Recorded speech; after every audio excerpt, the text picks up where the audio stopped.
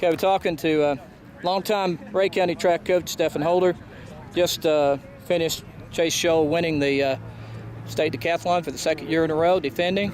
And it was a real battle. Tell us about how it started yesterday. Well, it started on a very high note. He threw out one of our fastest times ever in the 100, ran 10:84, and we felt good about it going into the next event. His throw was a little off in the discus, and he threw actually 12 feet shorter than he did in the sectional, but in actuality he threw just a little bit longer than he did here last year at the state. But it did drop him in some places, drop him from second down to fourth, fifth, and we felt like he could come back. He came back then in the triple jump, and jumped his probably second best jump ever. 42 is his PR, so he jumped in 41, 6-7 area. Once again, I mean, keeping pace with everyone. Then he went over to pole vault and moved some stuff around as far as steps and stuff like that he probably shouldn't have, but that happens. That happens. So he didn't vault as well as he had been, and so we knew going into the 400 and he'd throw a good time down. He ended up being in a slower heat, which he went out there and won, but the problem, is that the faster kids are another one. So he comes out of day one, not in his normal place for him, which he likes to be first, and so it was a struggle. We knew he was about 380 points down, I think 378. Yes, 79. And we knew that he had to fight to get scrapped for every point today. So he did. He started that with the hurdles, went out and blew them away. He chopped the lead into a third that the Sabota kid from Bearden had on him. He's a great athlete as well. Then he went out in the long jump, broke the school record, jumped 21:11 and a half, breaking the school record that's been there since 1984. That was held by, I think, Dennis Carter. Anyway, and then he popped that out there. But there were a couple of kids that threw 24 to 23, so he's still maintaining. He's cut into the lead a little more. Then he goes to shot put and didn't throw his best. He threw a 30 in 37s today.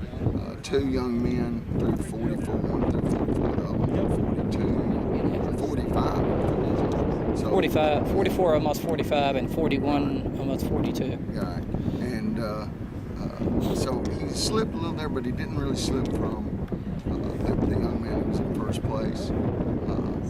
And he, in fact, got some points up on him. So he went into high jump.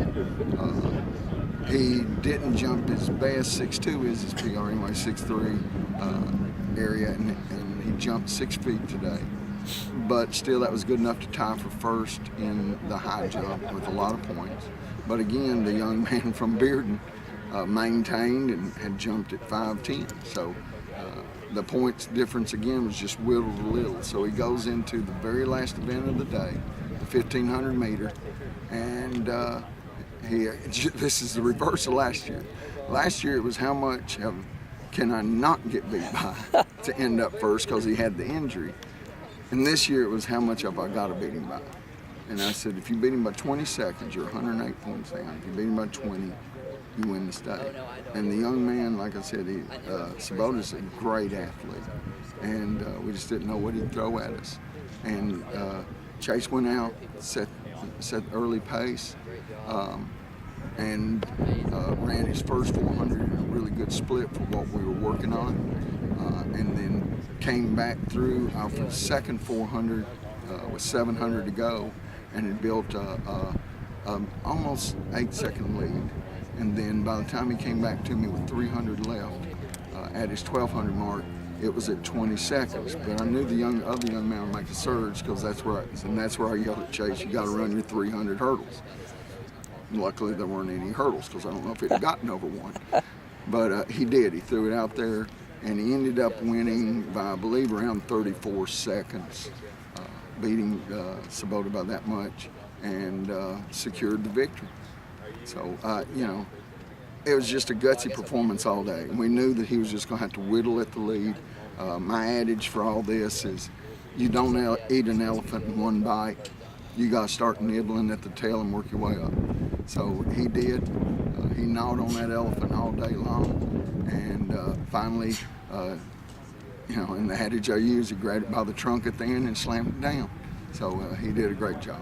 Well, I tell you, like you say, last year's story was great. This was, in a different way, was a great story because he got down. Last year he came in number 1 into day 2. This time he came in number 5. So a little bit different story. He's still a great ending. Yeah, for it's just a great decathlete. You know, he's a great decathlete. He's a great athlete. Now, here's the even better news: is last year he didn't get to run on Friday. Right. This year he does. So we'll see what he can do in his 3 events in the 110 hurdles. He's seated number 1 as of right now in AAA. In the 300 hurdles, he's seated 5, I believe, and in the 200, he's seated number 1. But everything goes out the window when you get to the state meet. Everything does, because we saw that as this young man, all the young men today began to throw out personal best. Right. Just to, you know, and at the very start of the year, I said I need to put Ray County's Chase Show on a T-shirt and just put a target on the back, so everybody know this is the guy you're shooting at. And you know, he handled all the shots. Yeah. It was a great ending. Thanks a lot for taking time to talk to me, Coach Holder. Thanks for coming, it was fun. Thanks for coming.